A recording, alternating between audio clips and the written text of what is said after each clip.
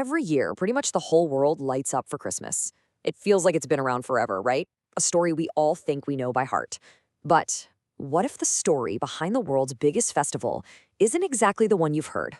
Let's get into the Christmas story you don't know. First, let's just get a sense of the scale we're talking about here.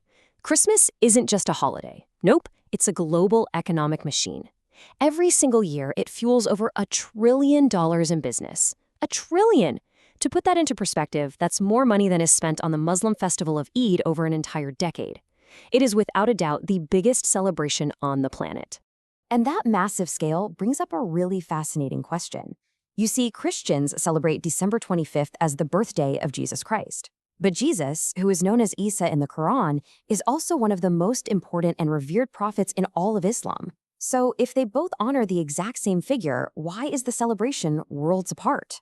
Well, that question is the key to a 2,000-year-old story of faith, power, and, you guessed it, politics. To find the answer, we have to go back, way back. We're talking 2,000 years ago to a world that was dominated by a single global superpower, the Roman Empire.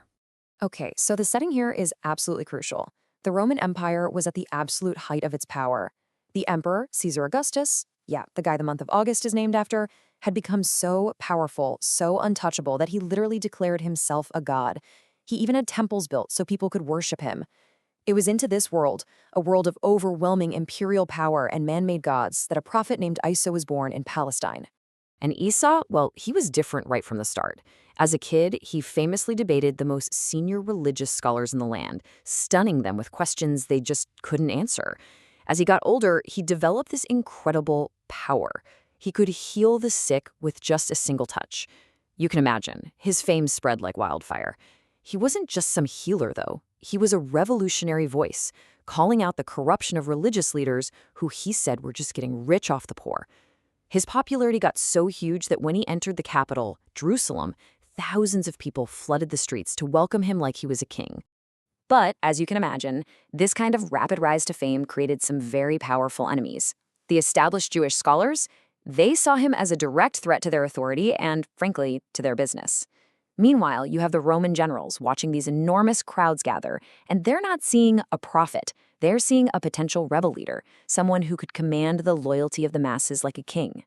So he had become a major threat to two totally different centers of power, the religious establishment and the political empire. After his time on Earth, Isa's followers were, of course, determined to spread his teachings. But here's the thing. To take a message from a small province in Palestine and make it catch on across the entire Roman Empire, the story had to change. Now, a key figure in this whole transformation was St. Paul. And what's really important to know is that he had never actually met Isa in person. Before Paul came along, Isa's followers saw him as this incredible prophet, a servant of God. But Paul introduced a radical new idea, that Isa wasn't just a man. He was the literal Son of God, a divine being himself. This one idea, the divinity of Christ, became the absolute foundation of modern Christianity. And this was all part of a larger strategy, really, to make this new faith more appealing to the Romans. His name, Isa, was adapted into the more Latin-sounding Jesus, which was way more familiar in the Roman world. And to appeal to a Roman audience that saw themselves as the center of the universe, art started to shift too, showing him not as a man from Palestine, but with European features. Even the theology, this idea of divinity, was actually an easier sell for a polytheistic culture that was already used to worshiping lots of gods, like Jupiter. And you know what? These changes actually worked. Christianity spread like crazy. But for 300 years, Christians were brutally persecuted by the Romans. Then, everything changed. And that change is what led directly to the creation of Christmas as we know it today. So, in the 4th century, something unbelievable happens. The Roman emperor himself, Constantine the Great, converts to Christianity. In this stunning plot twist, the faith that was once persecuted becomes the official religion of the most powerful empire on Earth. Now it was the followers of Jupiter who were being suppressed, and the full power of the state was used to enforce this new religion. But Constantine had a big problem. How do you unite an empire that's still deeply split between the old pagan traditions and this new Christian faith? He came up with a brilliant political solution. You see, the Romans' biggest, wildest, most popular festival was called Saturnalia. It was a huge party for the winter solstice in late December, and a central symbol of Saturnalia was the pine tree, which they loved because it stayed green and alive even in the dead of winter. So the emperor made a strategic call. Just merge the two. He officially declared that Jesus' birthday would now be celebrated on December 25th, basically absorbing the old pagan festival right into the new Christian calendar. So what this tells us is that the date of Christmas wasn't based on any historical records of when Jesus was actually born. Not at all.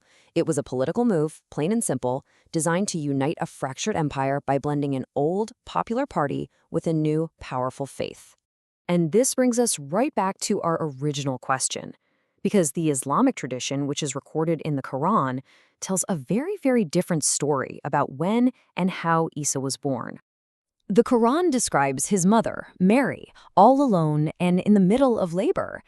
In her moment of need, she's told to shake the trunk of a nearby palm tree, and fresh, ripe dates would fall down for her to eat to regain her strength. Now, that one little detail, the mention of ripe dates, it's actually a massive clue. When you put these two stories side by side, the contrast is just stark. The traditional Christmas story is set in the cold of winter, and its main symbol is an evergreen pine. But the Quranic account points to a completely different time of year.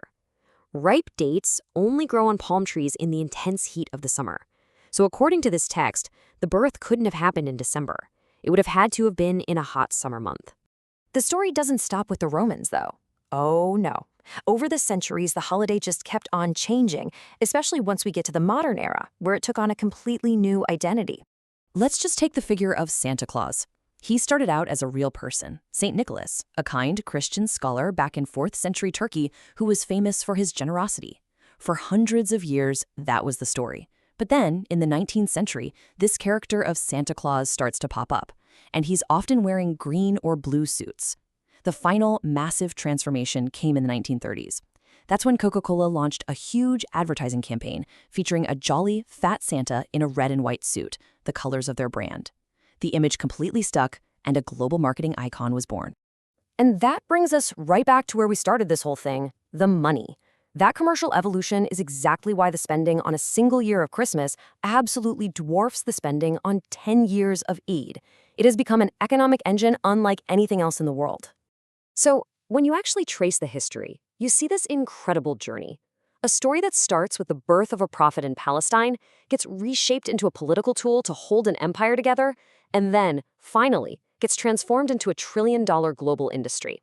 Which really just leaves us with one last thought. After 2,000 years of change, from a prophet to a god, from a summer birth to a winter festival, from St. Nicholas to a soda pop icon, when we celebrate Christmas today, what part of that long, complicated and fascinating story are we actually celebrating?